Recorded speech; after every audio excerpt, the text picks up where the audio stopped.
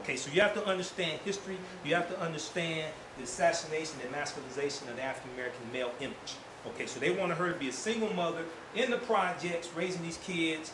You know, old mother Hutter lived in the shoe, had so many kids she didn't know what to do. But because she was a classy woman, stood her ground, she said, no, I'm going to have a father on the show, so they capitulated for a while. On Friday night, check this out, on Friday night, 1974, the Maude episode aired where Florida announced she had to quit because her husband had gotten a good job in New York, and she was leaving.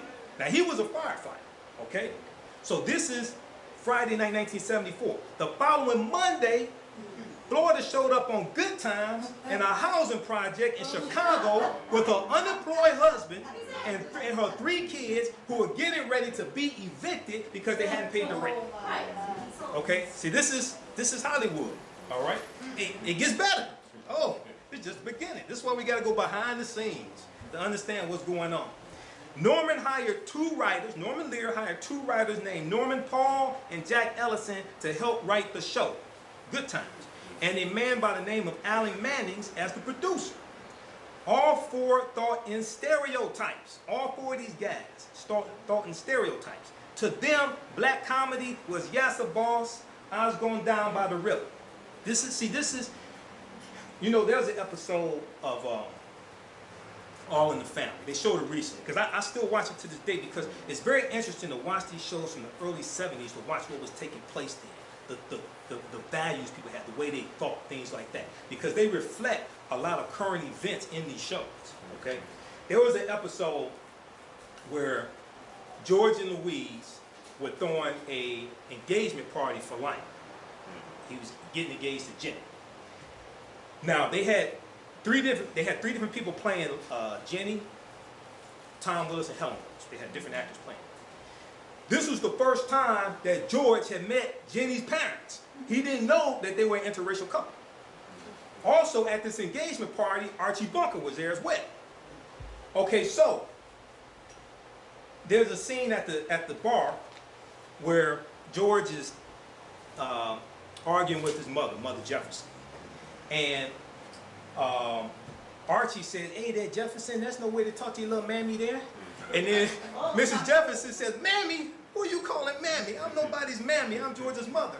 He said, "Hey, Mrs. Jefferson, I'm sorry." He said, I didn't know I said anything wrong. I thought all colors called their mama's mammy." So then he says, Al Jolson was colored. He called his mama mammy. Now, who knows who Al Jolson is? All right, now, one of the things I dealt with in the timeline last time, 1927, the movie The Jazz Singer, starring Al Jolson in blackface, sings the popular song Mammy. Europeans see this and they think this is the way African people are, because most of them don't come in contact with them on a daily basis. So the images they see in the media, this influences the way that they perceive of people. This is how they think they act. So Archie Bunker, if you really analyze Bunker, he was a bigot, but he wasn't a hateful, spiteful person. He was more ignorant and uneducated than anything else. And what they're really showing is the consequences of being ignorant and being uneducated. Okay? He mispronounces words. He thinks he's really smart, but he's really dumb. Okay? But he's going back to this, 1927. All right? The Jazz Singer. Okay. Let's fast forward a little too far. All right, so, okay, we argued that, so we're getting back to this. Eric Monti is saying he's arguing daily with these writers who think in stereotypes and Norman Lear, things like that. We argue daily. I refuse to do that kind of minstrel, Al Jolson coon stereotype, and I wasn't going to let them do it and put my name on it. They would ignore me in the writing conferences and take their stereotypic ideas down to the cast of Good Times. Okay? Esther Rolle, John Amos, and Janae Dubois. Janae Dubois was Willama Woods. Who'd been hired to play James, Evans, and Rolona respectively, would have a fit. Then I would show them what I had written, and they loved it. Reluctantly, Norman Lear would shoot it and put it on the air. In spite of Norman's reluctance and doubts, Good Times became a blockbuster hit. The fighting with the white writers and Norman continued.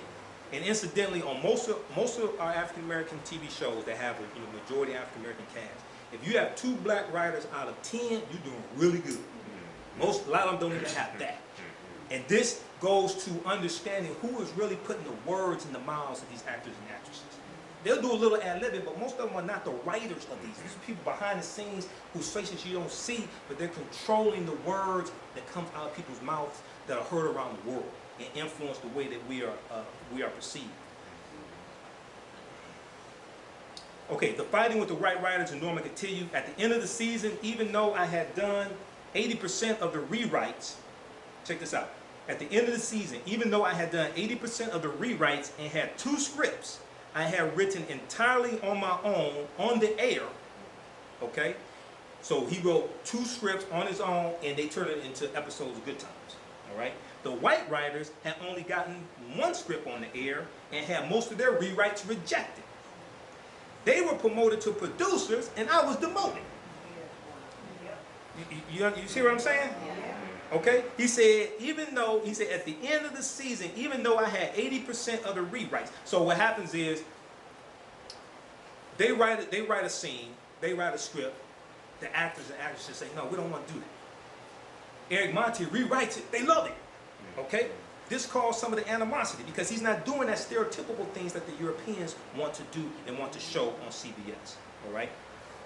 At the end of the season, even though I had done 80% of the rewrites and had 2 scripts I had written entirely on my own on the air, the white writers had only gotten 1 script on the air and had most of their rewrites rejected. They were promoted to producers and I was demoted. Norman said it was because the other writers had complained that I always sided with the cast against them. Interesting.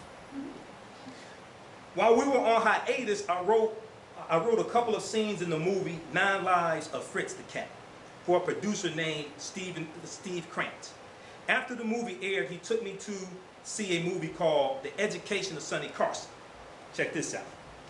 When we left the movie, he was telling me that The Education of Sonny Carson was real black life. I told him that it wasn't real, that most black people didn't live like that.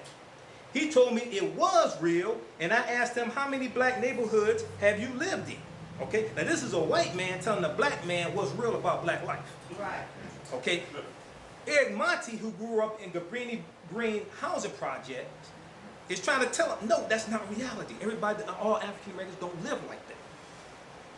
I told him that it wasn't real, that most black people didn't live like that. He told me it was real, and I asked him how many black neighborhoods had he lived in.